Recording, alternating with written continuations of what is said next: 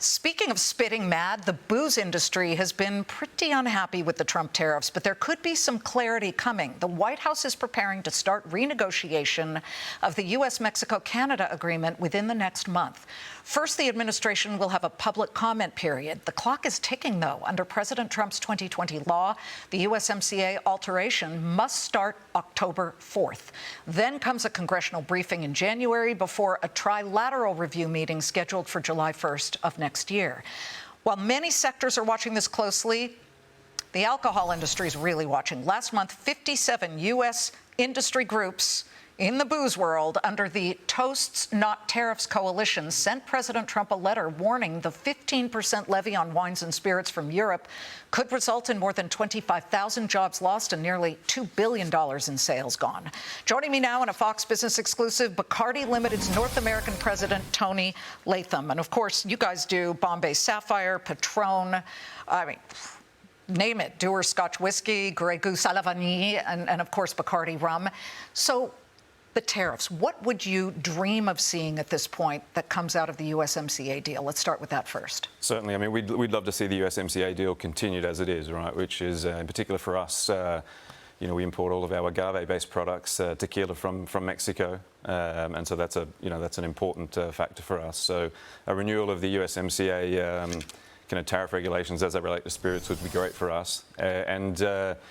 Europe, a zero for zero tariff on spirits and wine for Europe would also be something that we'd be advocating for, and we have been advocating through the industry groups that we work with. And are you getting any response from the administration? Yeah, I mean, we've got, the industry bodies have got very good connections, in the Congress, and we've been working very closely with them to make sure that we're represented and that all of the constituents are also represented. You saw the numbers of potential jobs at stake there and the magnitude of the impact potentially. And the jobs lost, that's here in the United States that you anticipate that? Certainly not for us in Bacardi, but overall. Overall, yeah. I mean, and probably across in Europe, potentially Mexico as well. But they'd be significant. You've got 20 manufacturing facilities all over the world, but of course, some of them are in the areas that do have tariffs. So give me a sense overall of which ones of these you expect to perhaps do better because they'll be less hit by a tariff? Yeah, I mean, we operate in hundreds of countries around the world in terms of our manufacturing and our sales. But for example, Bacardi, Puerto Rico, which is obviously a U.S. territory. So we don't see an impact on Bacardi coming into Good, because that's the one I drink. That's great to hear, and the Bacardi family will be delighted to hear that. Only in mojitos, though. Very good.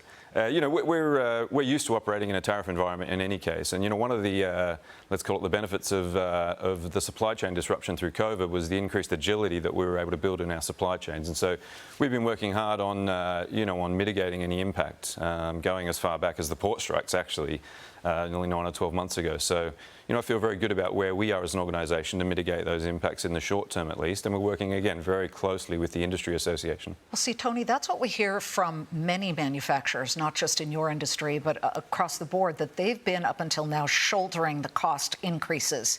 How long before you will have to raise prices? Yeah, I mean, we've bought some inventory in ahead of the tariff impacts. At the moment, USMCA is holding, so there's limited impact for us on our agave portfolio. It's mainly products that we're bringing in from Europe that are incurring a 15% tariff now. So we've got 3 to 4 months of inventory on the ground here in the US, and for the moment, that's what we're managing through. Let's talk about trends, because this Gallup poll, which has been much discussed, shows that something like 54% of U.S. adults who drink alcoholic beverages hit a record low. 54%. Yeah, I think. What are you seeing here? Yeah, I think with all these reports, it's really important that you kind of unpack and get into the detail of it. Please do. And one of the things that Gallup poll did was use the kind of COVID boom era as a baseline for some of their reference points, and that was artificially inflated. What we're seeing across all generations, in particular Gen Z, is that actually the participation and engagement with alcohol is increasing from something like 46% 6 to 9 months ago to about 70% now. That engagement is different to what it may have been in the past. They're re-engaging on their own terms, much more intentional about the way they consume alcohol and want it to be part of a memorable social experience. And so, within that, beverage alcohol is a very broad industry: beer, wine, spirits. within our spirits portfolio, we're seeing opportunities, premiumization, certain categories, price tiers, certain consumer cohorts, and certain geographies. And of course, at the U.S. Open, it's the honey deuce that everybody's talking about. I mean, here it is, right here. Yeah. For those of you who don't know, this honey deuce drink is just so popular. It's got the melon balls in it. Tell us what else is in here and how a drink like this actually helps bring your products to the Gen Z world. Yeah, certainly. So this is our 19th year of partnering with the USDA. There's Grey Goose, vodka in here, fresh lemonade, and a little raspberry liqueur on the top, and of course the melon balls, which are a great representation of the tennis ball.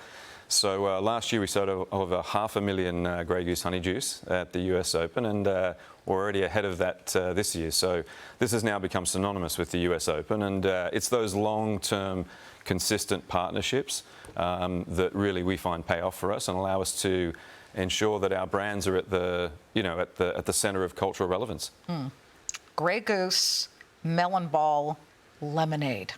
And a little raspberry liqueur on top. Little raspberry liqueur on top. All right. You guys, write it down right now. We should have done a QR code here for this. This is the actual recipe for it. 1 1/4 ounces Grey Goose vodka, 3 ounces fresh lemonade, 1/2 ounce premium raspberry liqueur, and 3 honeydew melon balls for garnish.